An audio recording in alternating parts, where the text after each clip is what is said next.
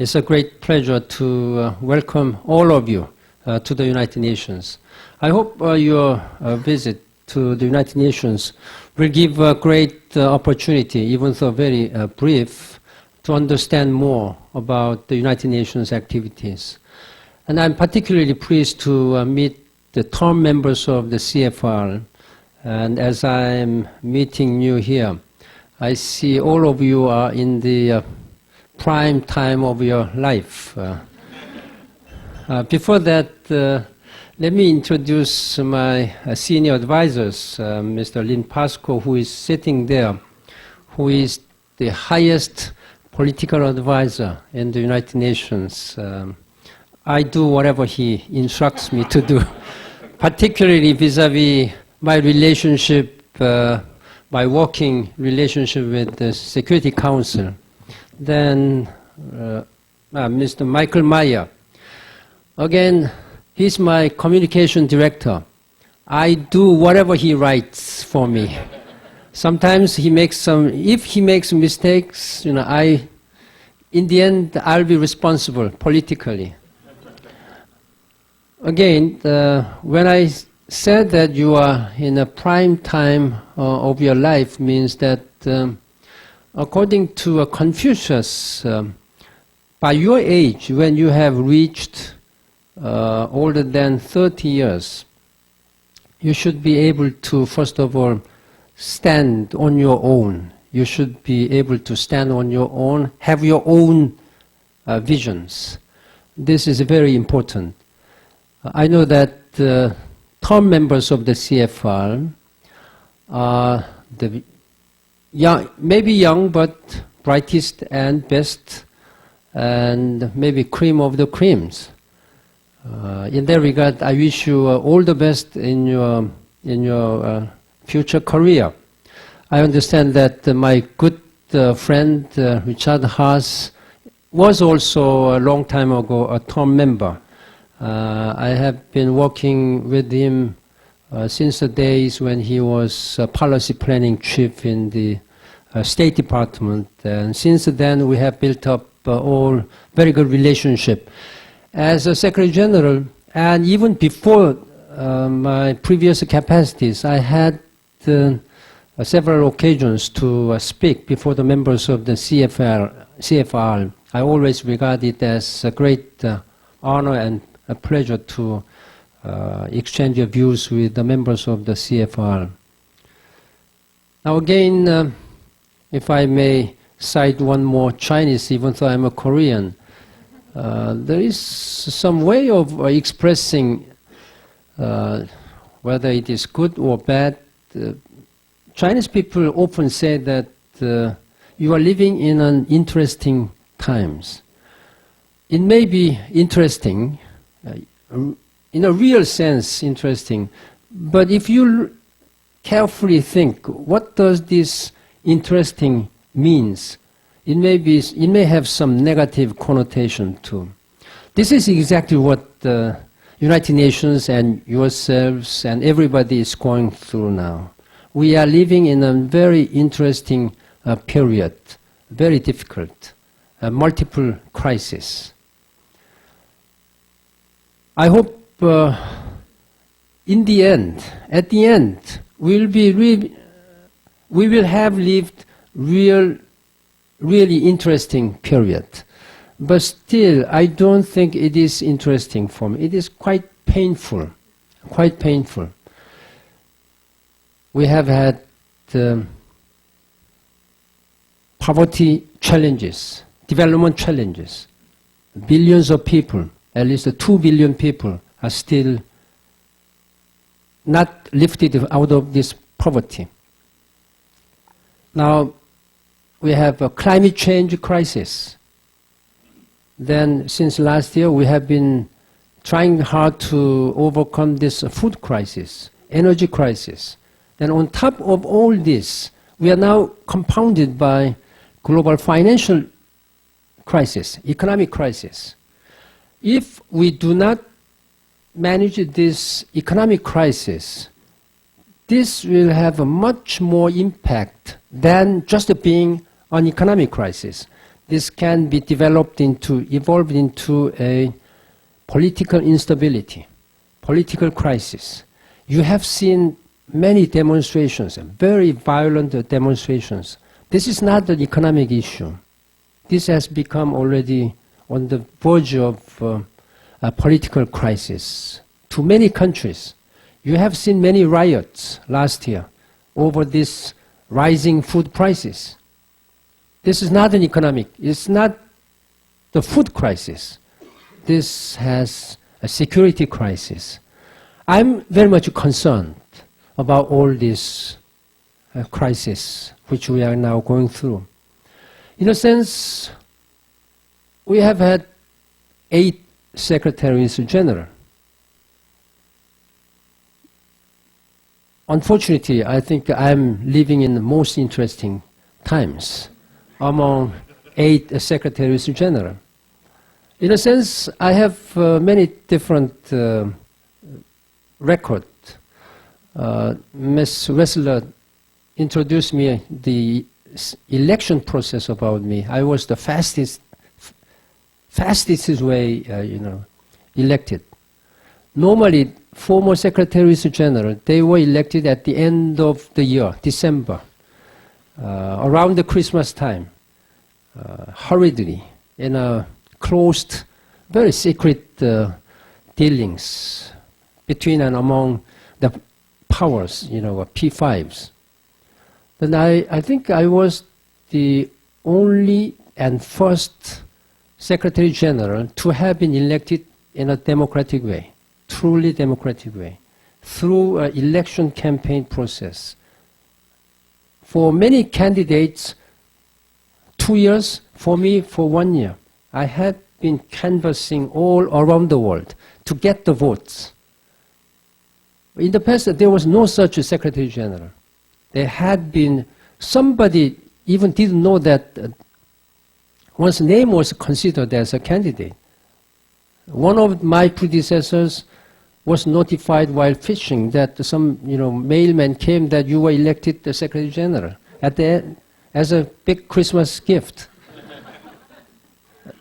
In that regard, I'm living in a very most interesting time. But as far as I'm concerned, I'm most committed to overcome this crisis together with member states, together with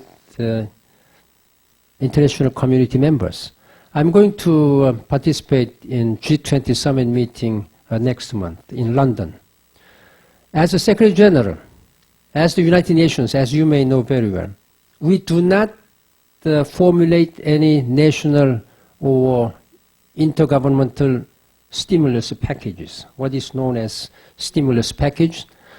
President Obama has made $850-something billion, and President Bush did it twice. Americans have made, I think, almost 1.5 or $2 trillion stimulus packages, and many countries, national government have done it. United Nations doesn't have that kind of resources and capacity. But what United Nations can do and should do is to look for and try to create the political atmosphere, and so that all the leaders can create an internationally coordinated stimulus packages to spur economic development, to bring this all international community out of downward spiral. That's my job. Then among them, my clear message will be that while I would welcome all these international stimulus packages, they should not lose sight of the challenges and plight of many, many poor people, most vulnerable people. There will be 172 countries who would not be represented in London. There will be only 20. I'm going to represent all the positions and voices of those 172 countries who are not invited. I will try to be the voice of voiceless people. I will try to be the defender of all these defenseless people. There are many countries who cannot even dream of formulating their own fiscal stimulus packages. They simply don't have any capacity, any resources, unless we support them. Exactly the same is applied in addressing climate change. This is never an interesting time. We are living in a very intimidating and threatening period. Unless we do not address this climate change, global warming phenomenon, we will face devastating consequences in a matter of a few decades. That is what I have been putting as the top of the priorities of the United Nations agenda. I have been reasonably successful in galvanizing political will, but much more needs to be done. This galvanizing political will be important, but we need to have some concrete agreement. Before going to agree on a concrete measures to address climate change issues, I have to talk to many world leaders so that they will have the vision to look beyond their national boundary. These leaders, when they are elected democratically, they are very weak to their voters. And whatever is not favorable to these voters, they are weak. They try to compromise their priorities. And I have been really working very hard, beating all this drum constantly that you must look beyond national border.